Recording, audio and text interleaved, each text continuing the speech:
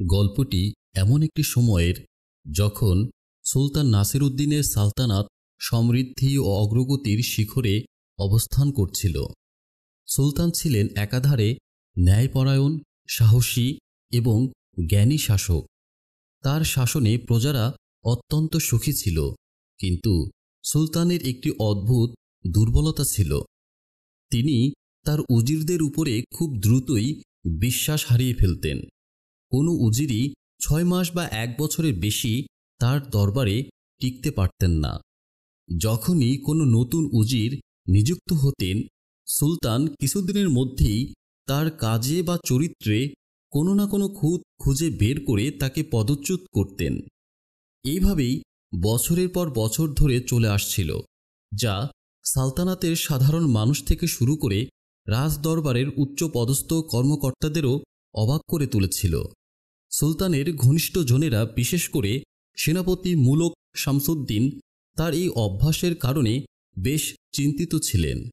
তারা জানতেন একটি শক্তিশালী সাম্রাজ্যের জন্য একজন স্থিতিশীল, বুদ্ধিমান এবং সৎ উজির অপরিহার্য। কিন্তু সুলতান যেন কারো উপরেই দীর্ঘকাল আস্থা রাখতে পারছিলেন না। এক গভীর রাতে সুলতান তার মহলের শাহীবাগানে বিষণ্ণ মনে পায়চারি করছিলেন। চাঁদের আলোয় তার চেহারায় চিন্তার গভীর রেখা ফুটে উঠেছিল। এমন সময় তার বিশ্বস্ত সেনাপতি মুলক শামসুদ্দিন নিঃশব্দে এগিয়ে এসে আদবের সাথে কুর্নিশ করে আরজ করলেন, হে মহান সুলতান, আমি বহু বছর ধরে আপনার সেবা করছি এবং লক্ষ্য করেছি যে কোনো উজিরই আপনার মনোপুত হচ্ছেন না।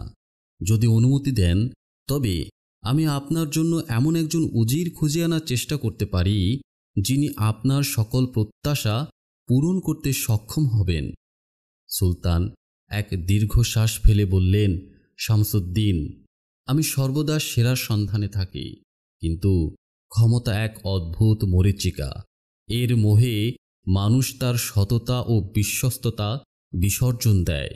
যদি তোমার মনে হয় তুমি এমন কাউকে খুঁজে পাবে যে ক্ষমতার ভারে নিজেকে হারাবে না, তবে যাও, তাকে আমার সামনে হাজির করো। সেনাপতি মুলক শামসুদ্দিন সুলতানের অনুমতি পেয়ে একজন যোগ্য উজিরের সন্ধানে বেরিয়ে পড়লেন। দিন রাত এক করে তিনি রাজ্যের বিভিন্ন প্রান্তে ঘুরে বেড়াতে লাগলেন। তিনি বহু শহর ও গ্রাম অতিক্রম করলেন। জ্ঞানী, গুণী, আলেম, ব্যবসায়ী এবং সমাজসেবকদের সাথে সাক্ষাৎ করলেন, কিন্তু কাউকে তার সুলতানের উজির পদের জন্য যোগ্য বলে মনে হলো না। অবশেষে এক প্রত্যন্ত গ্রামে পৌঁছানোর পর তার সাক্ষাৎ হলো এক বৃদ্ধের সাথে। ধবধবে সাদা পোশাকে তিনি একটি গাছের ছায়ায় বসে একাগ্র মনে কিছু লিখছিলেন। তার চেহারায় ছিল এক অপার্থিব ঔজ্জ্বল্য এবং চোখে ছিল গভীর প্রজ্ঞার ছাপ। শামসুদ্দিন তার কাছে গিয়ে জিজ্ঞাসা করলেন, হে মহাত্মান, আমি এমন একজন ব্যক্তির সন্ধানে আছি যিনি জ্ঞানী, সৎ এবং দূরদৃষ্টি সম্পন্ন। আপনি কি এমন কারো সন্ধান দিতে পারেন? বৃদ্ধ মৃদু হেসে মুখ তুলে চাইলেন। তার কণ্ঠ ছিল শান্ত ও গভীর। তিনি বললেন, প্রকৃত জ্ঞান কেবল বইয়ের পাতায় সীমাবদ্ধ নয়, সঠিক সময়ে সঠিক সিদ্ধান্ত নেওয়ার মধ্যেই তার প্রকাশ। আর সততা শুধু বিশ্বস্ত থাকার নাম নয়, বরং ক্ষমতার অধিকারী হয়েও নিজের নীতিতে অটল থাকার নামই সততা। যদি তুমি এমন মানুষ চাও, তবে তাকে কঠিন পরীক্ষার জন্য প্রস্তুত থাকতে হবে। এই বলে বৃদ্ধ আবার লেখায় মনোনিবেশ করলেন। তার কথায় মুগ্ধ হয়ে শামসুদ্দিন তাকে জিজ্ঞাসা করলেন, আপনি কি সুলতানের উজিরের দায়িত্ব গ্রহণ করবেন? বৃদ্ধ ক্ষণকাল ভাবলেন, তারপর ধীর কণ্ঠে বললেন, যদি আমার জ্ঞান সুলতান এবং তার প্রজাদের কোনো উপকারে আসে, তবে আমি প্রস্তুত।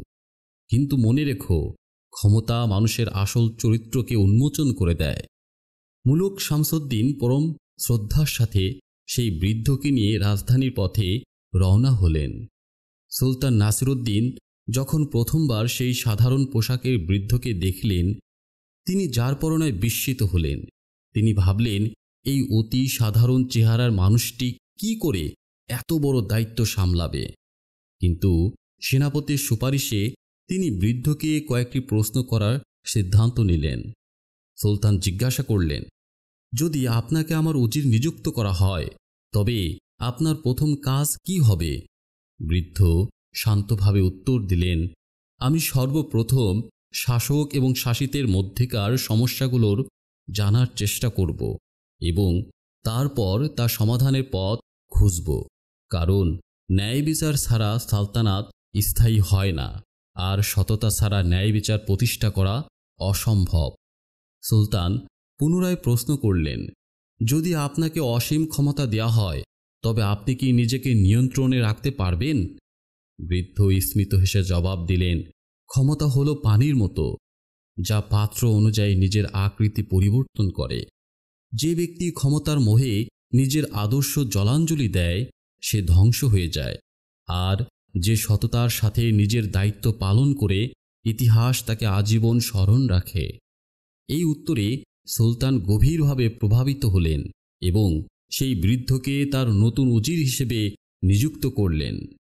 উজির হওয়ার পর বৃদ্ধ তার প্রজ্ঞা ও সততা দিয়ে অল্পদিনেই সালতানাতে ন্যায় বিচার এবং সমৃদ্ধির এক নতুন অধ্যায় রচনা করলেন।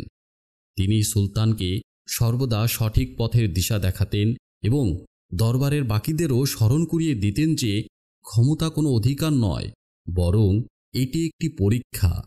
একদিন সুলতান তার নতুন উজিরকে একান্তে ডেকে জিজ্ঞাসা করলেন, আমার পূর্ববর্তী সকল উজির ক্ষমতা পেয়েই বদলে গিয়েছিল, কিন্তু আপনি প্রথম দিনের মতোই নির্লিপ্ত ও সৎ আছেন, এর রহস্য কি?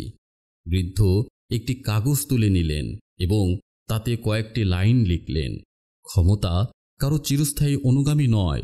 যে ক্ষমতার নেশায় নিজের নীতি বিসর্জন দেয় তার পতন অনিবার্য, আর যে সততার সাথে অর্পিত দায়িত্ব পালন করে সে চিরস্মরণীয় হয়ে থাকে। এই গল্প আমাদের এই শিক্ষা দেয় যে ক্ষমতা ও অধিকার লাভের পরেই মানুষের আসল চরিত্রের পরিচয় পাওয়া যায়। যারা কঠিন পরিস্থিতিতেও সততা ও ন্যায়ের পথে অটল থাকে তারাই প্রকৃত অর্থে সফল ও সম্মানিত হয়।